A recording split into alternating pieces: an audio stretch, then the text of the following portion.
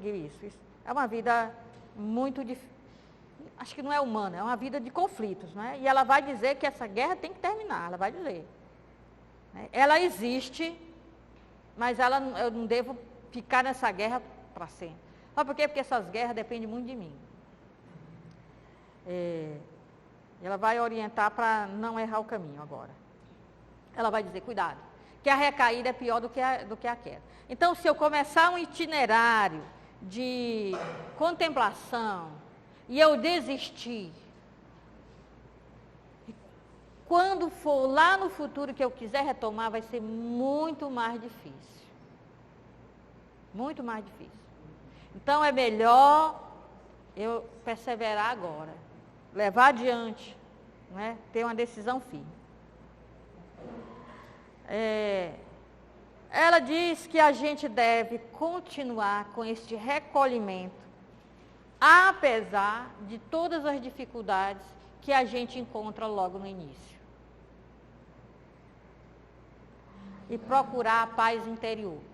Não é para deixar essa guerra se prolongar por muito tempo. Nós podemos resolver essa guerra. Sabe por quê? Porque essas coisas que me afligem, elas dependem só de mim. Esses monstros, essas feras, esses animais que estão dentro desse castelo, só depende de mim. Então, vamos tratar aqui de uma coisa. Se eu não sou uma pessoa muito vaidosa, que acha que eu sou a dona da verdade, que eu sei mais do que os outros, se alguma pessoa chegar para mim e me mostrar que eu errei num ponto, isso não me causa nenhum sofrimento. Não, eu sou humana, me preparei para esse assunto aqui, mas não dei conta de compreender direito. Errei, alguém disse, olha aí, você errou bem aqui, não é? Não é bem assim, não. Se eu não estou cheia de mim, de que eu não posso errar, de que as pessoas não podem saber que eu errei, isso não me causa, não. Sabe o que eu vou dizer? É mesmo? Nossa, obrigado por ter me dito como é o certo. Agora, se eu não posso nunca ser questionada nas minhas verdades, nos meus conhecimentos, se a pessoa diz assim, isso aí que você disse está certo, não. Vixe, aquilo ali já me causou uma coisa. Então, o que me causou? Foi o que o outro disse? Não, foi minha reação ao que o outro falou. Então, isso só causa uma guerra dentro de mim, uma tribulação tão grande, por minha causa. Então, se eu tratar aquilo ali com naturalidade, isso não causa nada em mim. Então, esses monstros estão dentro de mim, sou eu que os coloquei lá. Se eles não estão, essas coisas que acontecem no ambiente externo não me causam nenhuma dificuldade. Se alguma coisa que o outro me diz me causa algum dano, é por causa do que está dentro de mim, não por causa do que ele disse. Não é? Então, as pessoas não podem questionar as minhas atitudes. Aí as pessoas questionam o tempo todo, isso me causa uma coisa. Mas se eu não sou assim, isso não me causa nada. Fulano é assim mesmo, é implicante, tudo que a gente faz diz que a gente não está bom. A gente não dá muita atenção para fulano, não. Agora, se ninguém pode questionar minhas atitudes, aquilo ali é meu inimigo mortal. Porque vive dizendo que eu fiz não foi bem feito. Não é? Então, se eu levo na esportiva, ou se eu faço disso uma guerra, é por causa do que está dentro de mim, não por causa do outro. Não é? O verdadeiro sábio não depende do ambiente externo. Ele tem que conservar sua integridade, sua tranquilidade, não é? Em qualquer situação. Não é? Os sábios antigos buscavam isso, um equilíbrio, um autocontrole. Não era um autocontrole fingido, que eu não vou explodir, não. É porque isso não me afeta mesmo. Não é? E é claro que o ser humano sempre é assim, mas ele tem que estar nesse autoconhecimento, nessa tentativa de depuração, de aperfeiçoamento, a vida inteira. Então, esses bichinhos que entram no castelo, eles estão lá perturbando mesmo. Sempre vão estar. Mas a gente tem que saber lidar com eles. Então, procurar a paz interior, não ficar o tempo todo em guerra interna. Não é? E procurar pessoas mais experimentadas, pessoas que que conheçam o caminho, que possam me dar uma luz, me dizer como sair disso, tirar esse conflito interior, né? Essa coisa que eu estou sentindo. E aqui que ela diz nesse ponto, mesmo para quem não tem um voto de obediência, é bom ter alguém a quem obedecer quando se trata desse assunto. Então ela vai agora citar algumas passagens bíblicas. Tem uma hora que ela não sabe se é Paulo, se é Jesus que está falando, mas essa daqui ela sabe que é Jesus. Ela cita essa passagem de que Filipe pede a Jesus para ver o Pai. Ela não menciona Filipe. Então vocês sabem, eu já disse para vocês, que ela cita de memória. Ela cita o Novo Testamento de memória, então ela não tem certeza.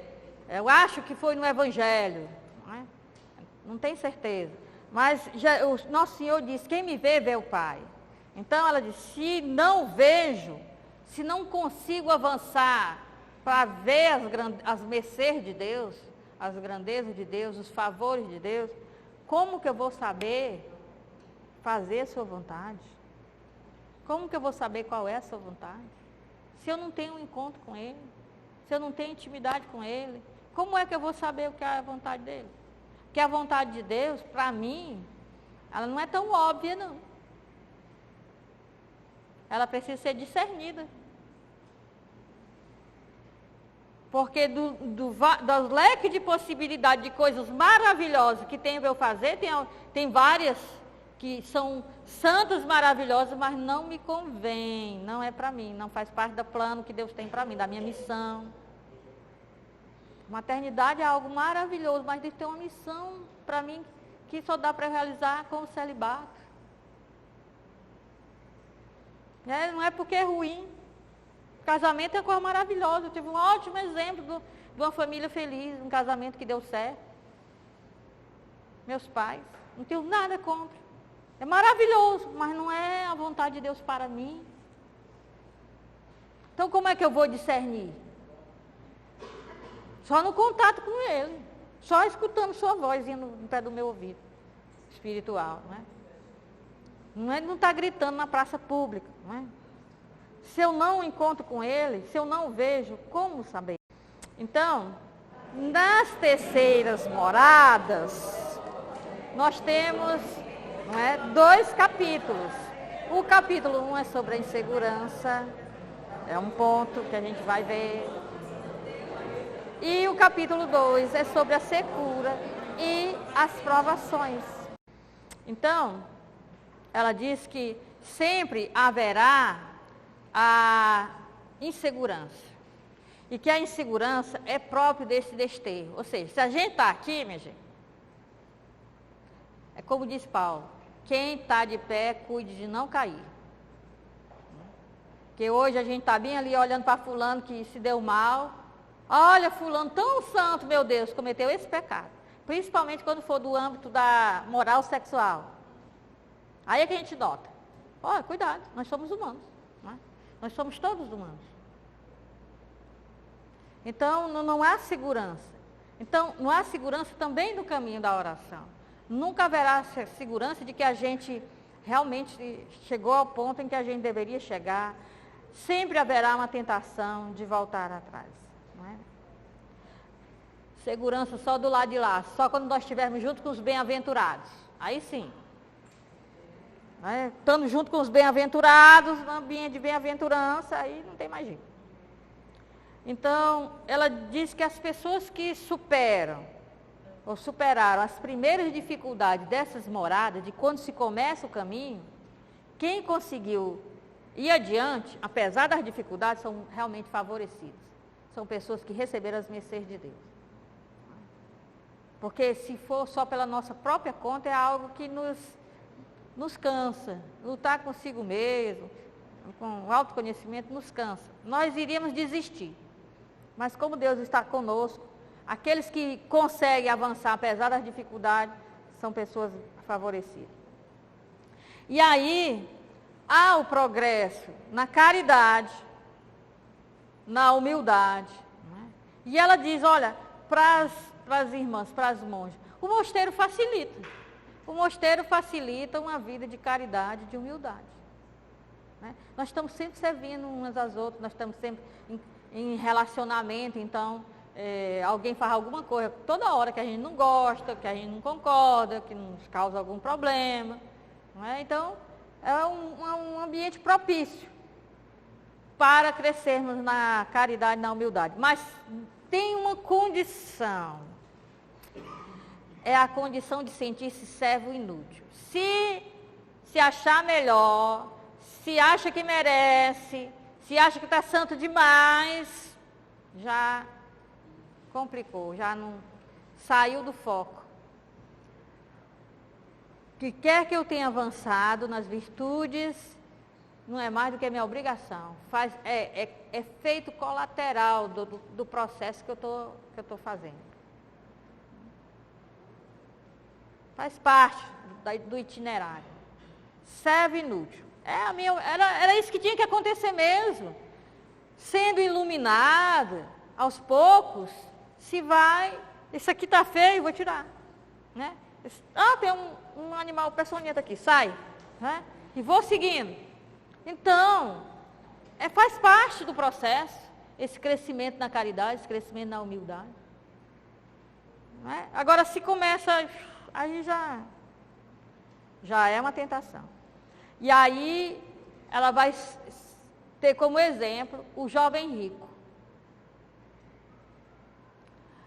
Que a proposta de Jesus para o jovem rico é: se queres ser perfeito.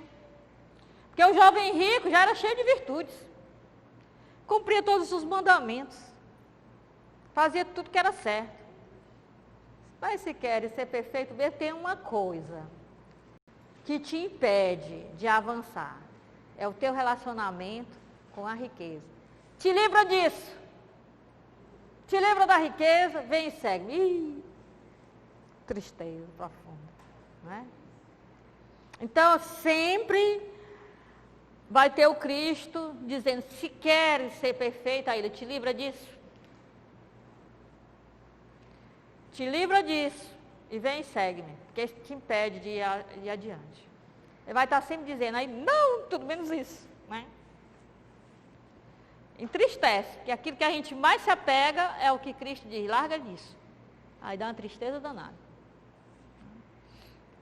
Mas ela cita esse jovem como exemplo. Então, e também o Salmo. Nós cantamos esse Salmo na liturgia, que é: feliz é o homem que teme o Senhor, que guarda os seus mandamentos. O seu coração é repleto de amor, Deus mesmo é seu alimento. Não tem esse cântico na missa. É o Salmo, é um Salmo. Não é? Então, no hebraico tem feliz quem teme o Senhor, mas é nesse sentido mesmo de amar o Senhor, de querer bem o Senhor, reverenciar o Senhor. Então, essa tradução moderna de feliz aquele que ama o Senhor, não é? É uma tradução viável, uma tradução boa, porque o sentido é esse.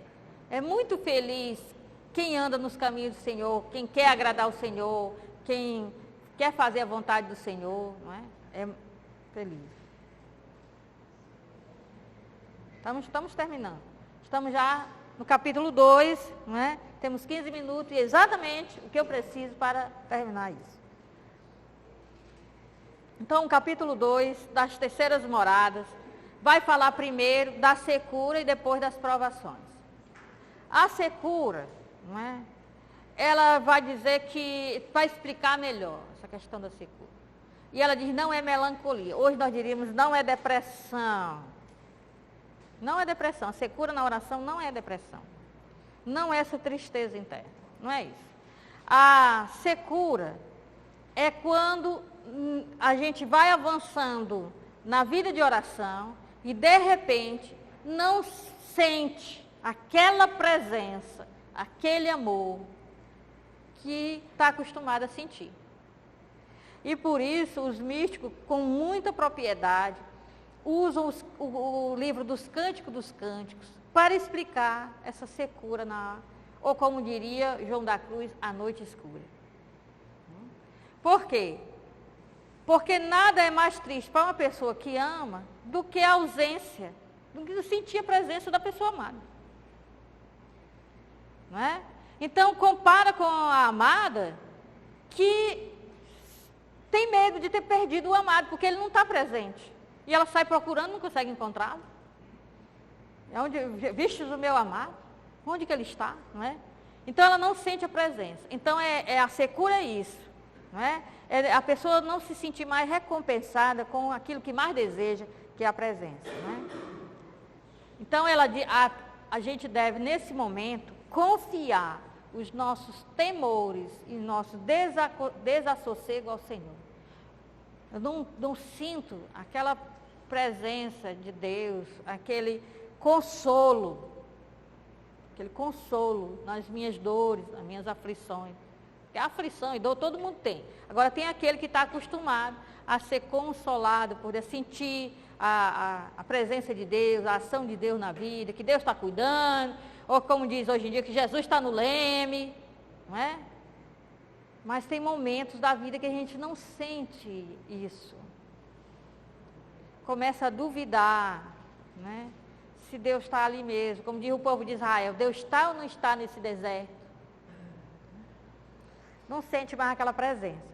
Então, em vez de entrar num desespero, desistir, não se sentir mais amado por Deus, achar que Deus não existe, confiar